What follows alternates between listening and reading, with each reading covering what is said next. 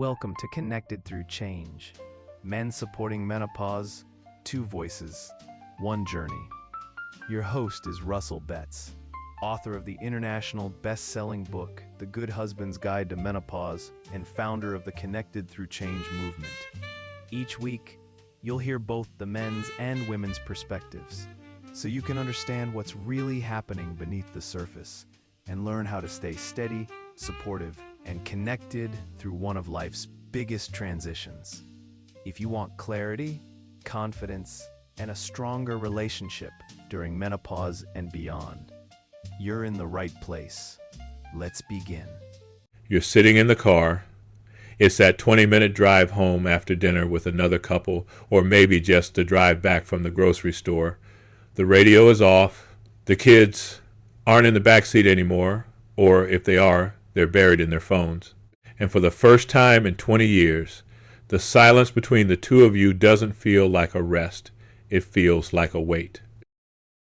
You find yourself looking out the side window at the passing streetlights, and there's this sharp, sudden prick of anxiety in your chest. You wonder, did we run out of things to say? Is this what the beginning of the end looks like? I want you to take a breath right there in that imaginary passenger seat.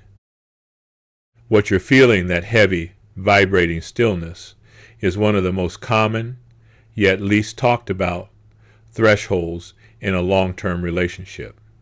It's a specific kind of midlife weather. And if you feel a frantic urge to reach out and say something, anything, just to break the tension, I want you to know that that impulse is completely understandable. You aren't failing.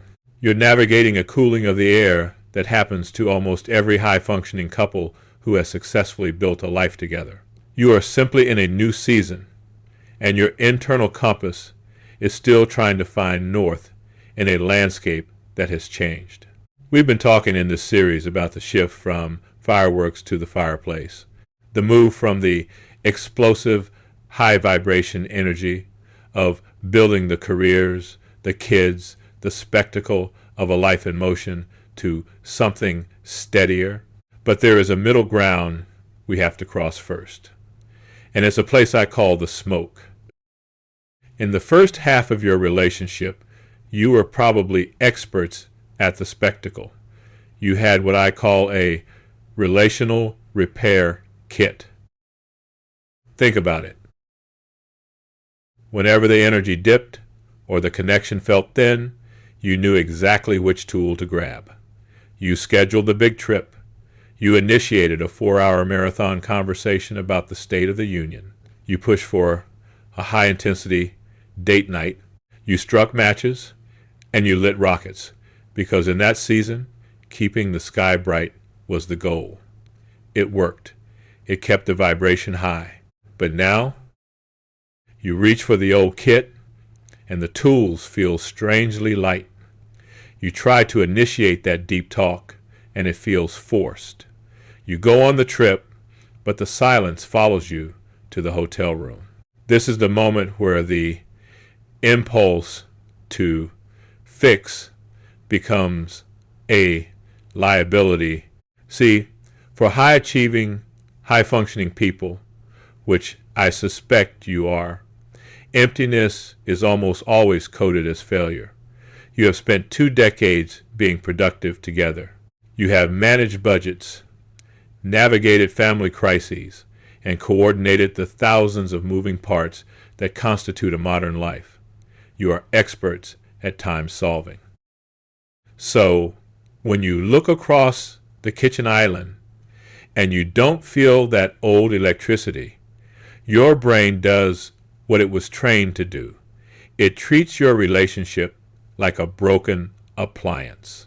You move into what we call the Diagnostic Gaze. You start troubleshooting your partner. You ask, "What's wrong?" But your tone sounds like you're asking a car engine why it's knocking. You look for a malfunction. You might even try to spark a high drama debate, not because you're actually angry about the dishes, but because a fight creates noise. And noise feels more like connection than this quiet does. But those are phantom sparks. They're attempts to relight damp fuses that have already done their job.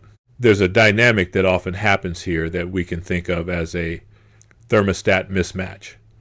Maybe you're the one who feels the cooling air and panics. You feel the temperature drop, so you crank the heat. You demand more attention, more vulnerability, more time something. And your partner, they feel that heat not as an invitation, but as pressure. They feel like they're being audited. So they retreat further into the shadows, which makes you panic more, which makes you crank the heat higher. The more you try to fix the climate, the more erratic and uncomfortable the climate becomes.